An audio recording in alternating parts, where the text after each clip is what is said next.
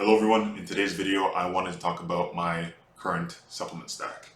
And my supplement stack at the moment is very different than what you might think because very little of it is something that I actually have to consume in pill or powder form. And what I get out of my current supplement stack is vitamin D, namely vitamin D because I'm going to talk specifically about that. General multivitamin along with other things in there as well. Even things like my electrolytes as well, uh, human growth hormone, and I have a bonus too that are really powerful antioxidants, which are actually supplements. However, the first three I get in uh, my diet or in my lifestyle. Now, vitamin D. How do I get vitamin D? Sun. Go outside and I try to get about 15-20 minutes at least per day where the sun hits my skin and helps produce vitamin D within my body because vitamin D is very important for your immune system, for bone health, for hormone optimization, and so you're really doing yourself a disservice by not going outside and getting adequate amounts of vitamin D. The only time where I might recommend, and I do it myself, where I take actual supplements is when obviously there's no sun out. And I know in Canada, most of the year it's freezing, and the only way you can go outside is if you cover your entire body head to toe. So there's no way for me to get any sun.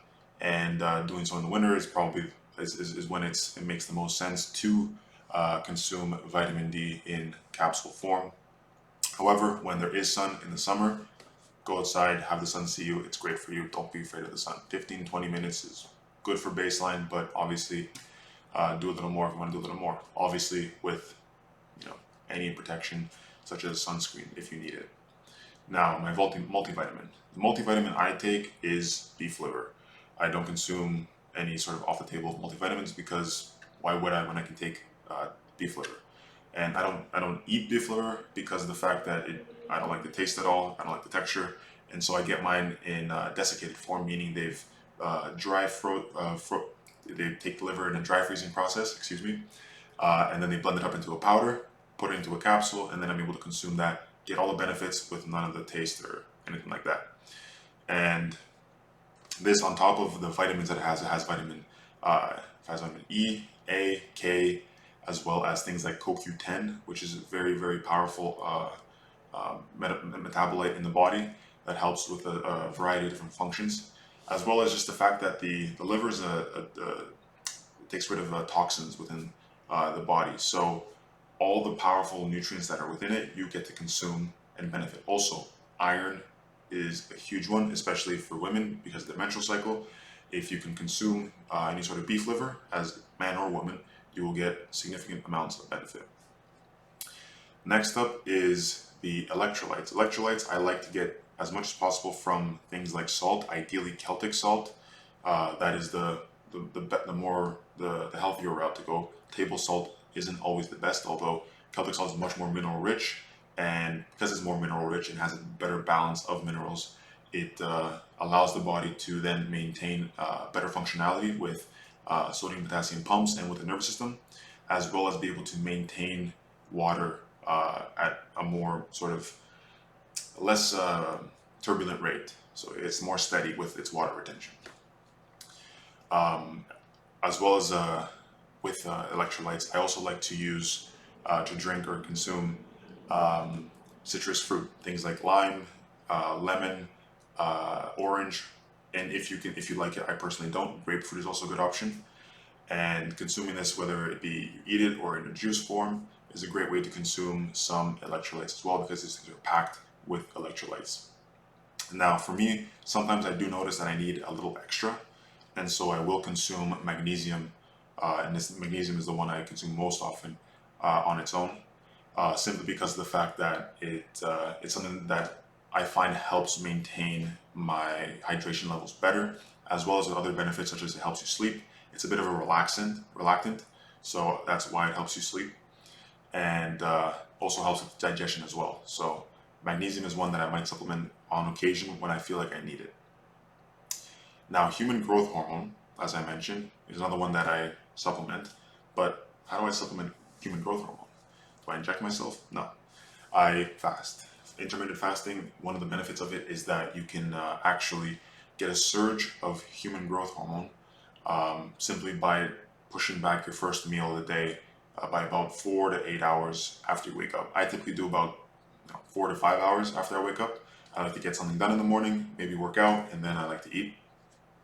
And in doing so, I get a nice spike in human growth hormone. And the reason why your body does this is so that it helps maintain and retain not only functionality within your whole body, like in the different organs, but also with retention of your muscle. You don't want to lose muscle, you want to maintain it. And so it helps release this into your body, as well as it helps cognitively. So when you're hungry, you need to stay focused because you can try to wave your hands and explain that you'll be looking for food and you need to have focus. And if you lose focus trying to find food, you're never going to find it.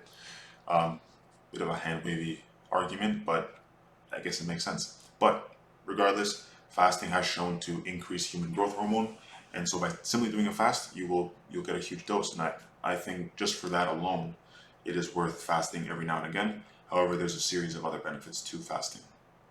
So now, the two bonus ones that are actually supplements that I take every now and again, not consistently, are both very powerful antioxidants. The first one is NAC, or N-acetylcysteine.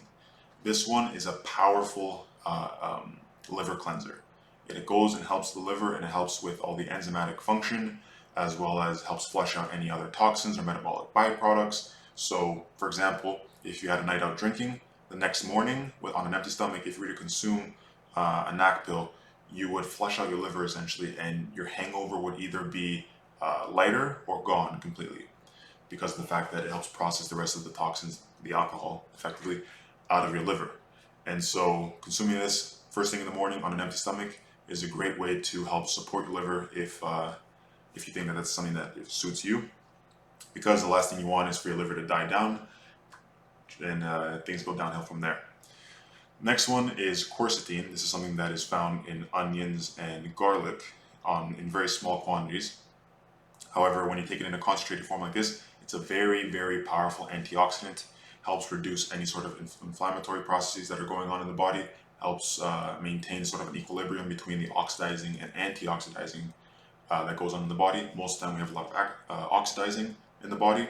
And so consuming powerful antioxidants like quercetin is a great way to help sort of balance the scales and maintain some sort of homeostasis or equilibrium within the body for maintenance of good health. And so this kind of sums up a bit of my philosophy on supplements. I'd like to stay as much as possible with whole foods or lifestyle type of supplementation, I guess you can call it.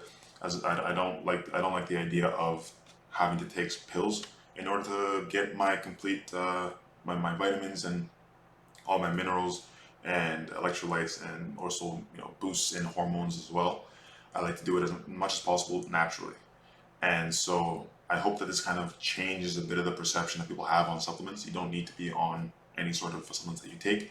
Sometimes they might help, they have their place, especially now that we have them. Might as well use them every now and again whenever we need to.